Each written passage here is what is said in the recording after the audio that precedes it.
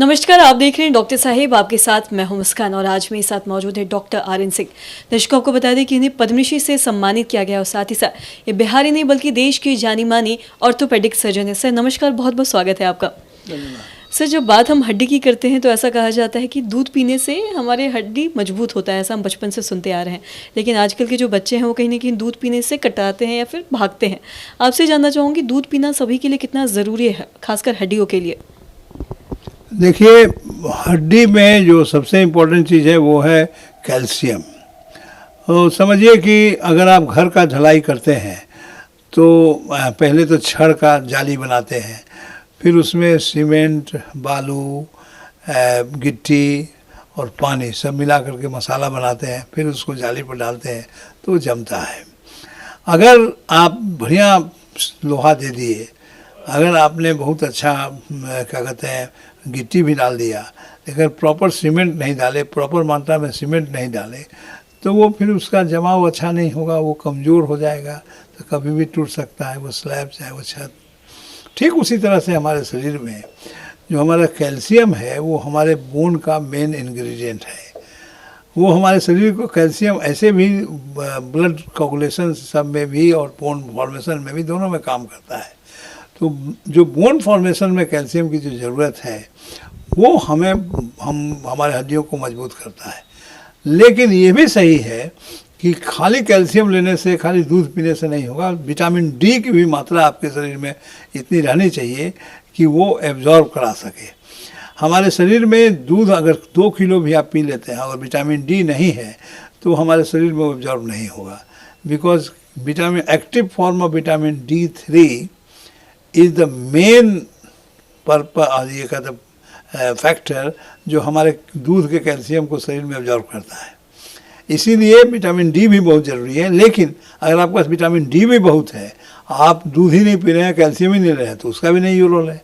तो ये synergistic effect है कि आपको विटामिन डी भी शरीर में इतना रहना चाहिए और साथ में कैल्शियम भी आपको लेना चाहिए। दूध is the best source of calcium. और यही कहा जाता है कि दूध, केला अगर मिला दिया जाए थोड़ा उसमें चना का सत्तू, तो कंप्लीट फूड हो जाता है। बिकॉज दूध provides you the calcium, the केला provides you the enough amount of iron and others, and जो प्रोटीन है वो आपको चना दाल में मिल जाता है। तो बच्चों को हम लोग विनिंग कराते हैं तो सबसे पहले यही बना करके हम लोग खिलाते हैं, इसीलिए कि वो सबसे ज़्यादा सॉलिड फूड होता है। तो दूध का सेवन अच्छा है, ज़रूरी है, होना चाहिए। हर एक आदमी को दूध पीने की आदत रखनी चाहिए, बशर्ते कि दूध शुद्ध मिले और ये हो। लेकिन जो भी हम लोग को अवेलेबिलिटी है उसके मुताबिक से दूध जरूर पीना चाहिए।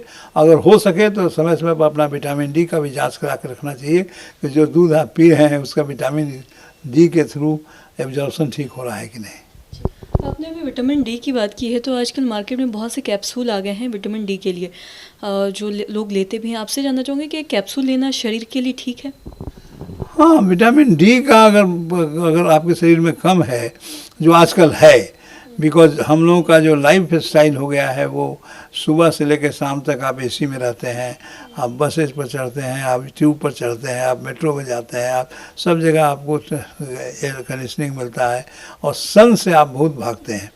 तो जब जो मेन सोर्स ऑफ डी है वो हम लोग को मिलता नहीं है, तो इसलिए हम लोग को दिक्कत ज़रूर है। इसलिए सप्लीमेंटेशन होना चाहिए। तब आप पूछेंगे कितना होना चाहिए, तो नॉर्मली हम लोग को 1000 से इंटरनेशनल यूनिट से 2000 इंटरनेशनल यूनिट तक हम लोग को कैल्शियम खाना चाहिए पर डे। और lactating mothers and pregnant ladies के लिए तो ज़्यादा है, 2000 तक होना चाहिए। लेकिन नॉर्मल पर्सन को भी 1000 यूनिट इंटरनेशनल यूनिट तक रोज़ लेना चाहिए। अगर डिफिशियंसी है तो 60,000 यूनिट्स का एक कैप्सूल या सॉल्यूशन आता है जो वीकली लेना चाहिए, और वो का मिनिमम 12 डोजेज लेना चाहिए। लेकिन ये भी जान लीजिए कि अगर ज़्यादा विटामिन डी आप लेते हैं तो उसका भी टॉक्सिसिटी होता है। 30 इंटरनेशनल यूनिट्स तक का जो है वैल्यू नॉर्मल है, 30 से 100 तक आप रेंज ठीक है, और 100 से अगर ऊपर होता है तो टॉक्सिसिटी होता है। इसीलिए मतलब ऐसा नहीं करना चाहिए कि खाते चले जाइए विटामिन डी के कैप्सूल, 100 से ऊपर हो गया, टॉक्सिसिटी में चला गया तो कोई दिक्कत नहीं। तो बराबर कोशिश करना चाहिए कि आप विटामिन डी भी ले रहे हैं रेगुलर, तो विटामिन डी का जांच करा लेना चाहिए। सर बहुत बहुत शुक्रिया ये तमाम जानकारी देने के लिए। ठीक।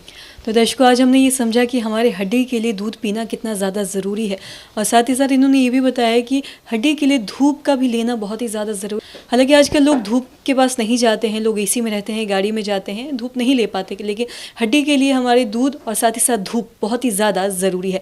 तो आशा करते हैं दर्शकों ये जो तमाम जानकारी है आपके लिए लाभदायक रही हो। तो आज के इस वीडियो में इतना ही। अगर आपने अब तक हमारे चैनल को सब्सक्राइब नहीं किया तो तुरंत कर ले, साथ ही हमारे फेसबुक पेज को लाइक करें। वीडियो देखने के लिए आपका धन्यवाद।